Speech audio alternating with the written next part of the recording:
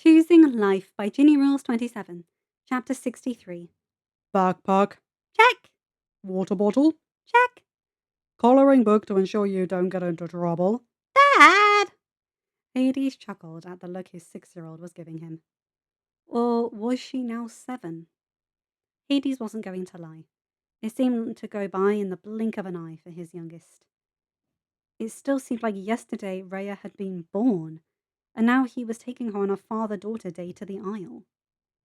Not the most cheerful of father-daughter day locations, but Hades wanted to stay true to the promise he had made himself when he found out that Persephone was pregnant. Rhea would know the Isle, would know something of the place her siblings grew up. Plus, at the very least, there were some members of Mal's crew still on the Isle, so Hades knew he'd have backup in terms of looking after his daughter. Even if he still wasn't sure he wanted Dustin anywhere near his young child. Did he trust the pirate? Absolutely. Did he know the pirate was still lacking anything resembling a filter? Oh, that went without saying. Okay, He said, shaking his head, as his youngest daughter continued to give him a look. Are we forgetting something? Rhea shook her head before pausing. Can we take a raccoon to the Isle? No, Hades said. But why? because we don't have time to give you another bath before going over there. Hades said. The real reason was because he didn't know what the hyenas, lions, tigers, and leopard would do to the raccoon if it was left to roam the Isle, and Hades knew Rhea would want to bring the creature home. Would he tell his daughter that, though? Of course not. The last thing Hades wanted to do was traumatize his daughter, thank you. The Isle traumatized children on its own, at least when Mal and Haddie were young. It didn't need help from Hades in that matter. Tell you what, you can bring one of the raccoon plushies Harry gave you for your birthday. Hades said as a compromise. Deal, Rhea said with a grin. Go grab it then. Hades said, and shook his head as his youngest daughter ran up the stairs like a Cerberus was on her heels. You know, if she loses that plushie, you're the one who's going to have to scour the internet for its exact replacement? Persephone said with a small smile as she walked over to her husband. Oh, trust me, I already have raccoon plushies bookmarked on our computer. Plus, I asked Harry where he bought all of the plushies just to be on the safe side. Hades chuckled as he wrapped his arms around his wife. Any plans while we're off on our adventure? Persephone chuckled. None as exciting as yours. I've got plans to meet up with Mal later on and spend some time with our grandkids. Meanwhile, Haddie has plans with Ben. Apparently there's some online play about Odysseus that Haddie thinks should get some funding, so it can be made into an actual stage. Odysseus? Hades asked, racking his brain to see if he remembered the mortal that name belonged to. Isn't he the guy who blinded the Cyclops that one time? Yep. Poseidon's not going to like the fact that Odysseus is getting attention. Neither am I, for that matter. 600 souls make for a lot of paperwork. And Poseidon's brother I like, Odysseus, couldn't have stabbed Zeus with the trident. I mean, there's a reason why Triton ended up getting the trident rather than his own conduit for his power. Which is why it's likely why Ben won't be funding the play, no matter how much he'd want to. He knows it's better to not anger the gods, especially when one of the gods in question is his father-in-law. Persephone said, shaking her head in amusement. I will say, it's a shame though. Haddie's been playing it around the house and the music's good. Hades shook his head in amusement. While most parents would have found it odd that their engaged son still opted to live at home rather than with his fiancée, Hades was just happier to have his son with him for a bit longer. And unless he was severely mistaken, he had a feeling Kit was feeling the same way about Alexandria still living at home as well. Found it! Rhea called, and Haddie smiled as he saw the well-loved plush raccoon in his arms. Deciding he'd ponder about his daughter's fondness for raccoons at a later date, he scooped his youngest child into his arms before turning to Persephone. Give your mother a kiss before we leave, He said, and Rhea eagerly gave Persephone a big kiss on the cheek. You two be safe, Persephone said, kissing Rhea on the cheek before giving Hades a kiss. I'll get dinner all situated for you so you don't have to cook. You don't even know if I'm going to go to the restaurant on the Isle. Hades, I know you. Even when you don't mean to go to the restaurant, you end up spending a few hours over there cooking to your heart's content. How about this? I'll call Mal and see if she'd be okay with us coming over for dinner. Yay! Rhea cheered. Her first trip to the Isle with her dad and getting to see Mal all on the same day. Best day ever! Hades chuckled. I think she likes the sound of that. As do I. But only if it's okay with Mal. Last thing I want to do is put stress on her plate. Hades, you know she'll jump at the chance to have us over, Persephone said, shaking her head. Plus, I'm sure she'll invite Haddie and Princess Alexandria.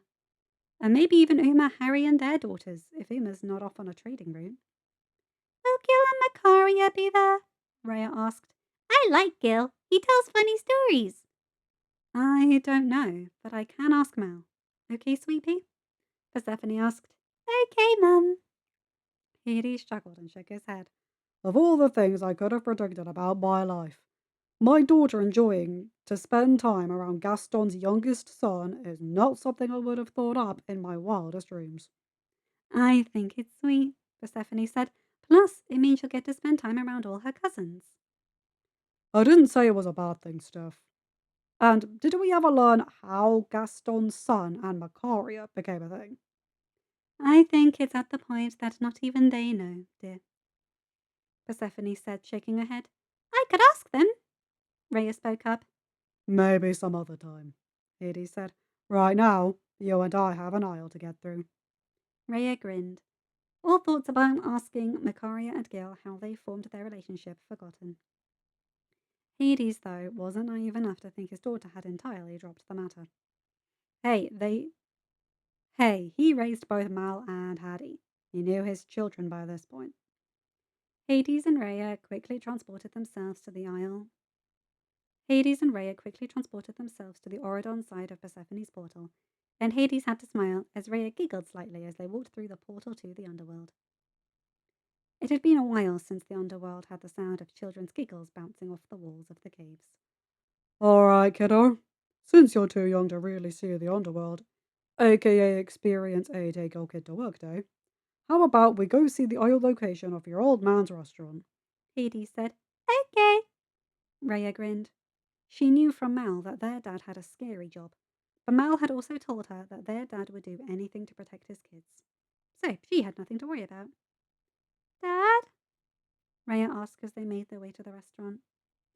Rhea still firmly secured in her father's arms. Did Hades care about the hit his reputation would take? Not in the slightest.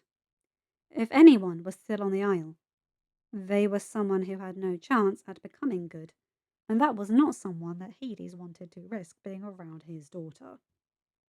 Plus, he had had 2 young kids before Rhea, and Persephone had vetoed putting Rhea on a leash back when their daughter was 3 and liked to run around and getting into mischief.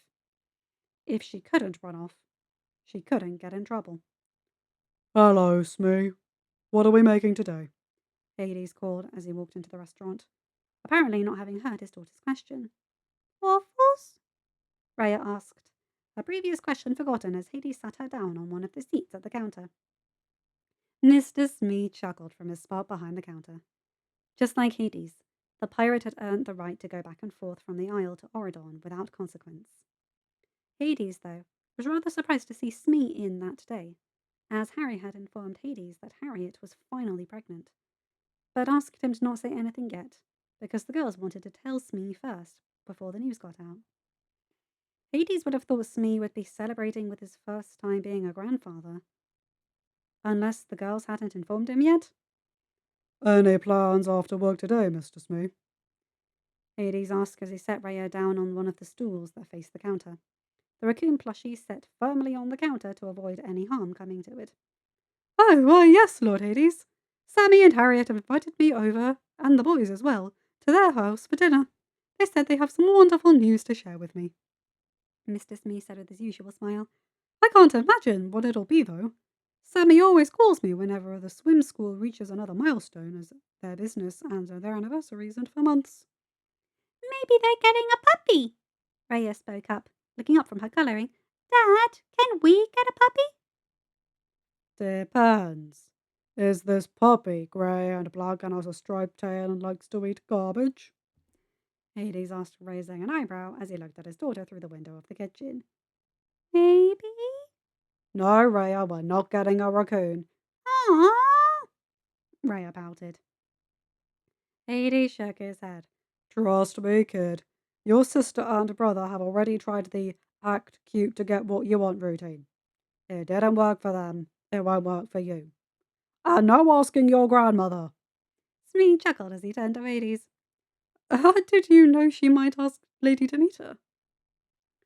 Because Demeter is determined to spoil at least one of her grandchildren, and Mel's happily married, so she won't accept spoiling. Hardy's about to get married, so his window for spoiling is closing, according to Demeter. So it's the most logical assumption that Demeter would be extra eager to spoil Rhea, as she sees it as her last chance at spoiling her grandchildren. Unless Persephone and I have any more kids, which I don't think is in the cards. Why do you say that? We have 3 grandchildren. It's rather weird having one kid around the same age as our grandkids. I can't imagine more kids. Plus, 3 kids is a nice number to have. You'll get no arguments from me there. Smee nodded, before turning back to face the counter, only to find there was no one there. Lord Hades? Hades sighed. Let me guess. Rhea's not in her seat. You'd be correct. There's no chance she went to the restroom. Not unless she takes her raccoon plushie to the bathroom with her. Hades shook his head. No, we've banned plushies in the bathroom after one of Rhea's plushies fell in the toilet, and Hattie found it. We had to hear about the texture of wet plushies for weeks from Hattie, but after he made us all touch it, I have to agree that it's a rather disturbing feeling. He sighed and shook his head once more. Mr. Smee, please keep a watch over the restaurant. I'm going to retrieve my daughter from wherever she snuck off to. Understood, Lord Hades. Smee nodded, and Hades walked out of the restaurant. He had a feeling he knew where his daughter was. After all, Mal and Hattie had told Rhea so many stories about their time on the Lost Revenge that it practically felt like Rhea had grown up on the ship as well. That being said, if Dustin was still on the Isle, Hades did not want his youngest child around him. Not because he didn't trust the crew member, but because he knew that Dustin had a worse filter than Zeus did at times. And that was saying something. He could hear the familiar sounds of sparring as Nick and Jake's voices came into earshot. Hades shook his head as he heard the familiar banter. Apparently young Nick had been staying on the Isle to give Brooke time to get used to Auradon before coming over himself. Never mind the fact that Brooke had been in Auradon for years at this point. May it's been years! Jake said, unknowingly echoing Hades' thoughts as Hades continued to watch the sparring from his spot near the railing of the ship. Just come over to Auradon. Most of the crew's already over there. Omar and Mal would never forgive me if I let the ship's protection to Dustin, of all people. Nick said, You're forgetting about Bonnie? With her weapons knowledge, I'd feel more worried if any poor sod who tried to attack the ship than I would about her. Hades shook his head and turned around to walk down the gangplank. He knew this wasn't a conversation to be had around his young daughter, but he wasn't an idiot. He knew better than to startle someone with a sword. Years of having Harry Hook as a surrogate son would be enough to teach anyone that lesson. All right, I'm going to count to 5, and there had better be a godling before me when I finish, he called as he walked back up the gangplank, deciding he'd given enough time to avoid surprising the pirates with the swords. 1, 2, 3. He blinked as Dustin, of all people, held Rhea up before him. The older man clearly under instruction to keep the young girl away from the sparring that was going on. And yes, thinking of Dustin as a man was odd for Hades, considering he pretty much saw him as the teen with filter problems, even now that Dustin was in his mid to late 20s. Dustin, didn't think you were the type to listen to instructions. I may lack a filter, but I'm not dumb, Dustin said. If Mel found out I didn't protect her sister, she and Uma would be most likely stringing me up by the mast in my underwear. Again. Hades couldn't help but chuckle slightly at that. He remembered that incident. Dustin had talked about his trysts one too many times when Hattie was in earshot, and the girls did not take kindly to that. All right, well, I'll make sure to let Mel know her crew still fears her. Hades said before pausing. Have you lot eaten? Nick and Jacob inspiring for hours, according to Bonnie. Rhea spoke up. I don't think they've eaten, Dad. All right then, it's decided. Stop the spa and come to the restaurant. Smee's making waffles, Hades said, and chuckled as the crew rushed down the gangplank. In all honesty, he had no idea how he became the father figure of his daughter and niece's crew, but he didn't mind it. Would he deny it if Zeus asked? Of course. But come on, it was Zeus. Even with the hatchet buried, there were still days where Zeus annoyed the living daylights out of Hades. Wait, Hades thought as he made a mental inventory of all the crew and his child. Where was the raccoon plushie? He was not going to have his daughter freaking out about a plushie for the rest of their time on the Isle, thank you. Odd plushie is with Bonnie, Dustin told him, noticing the look on Hades' face.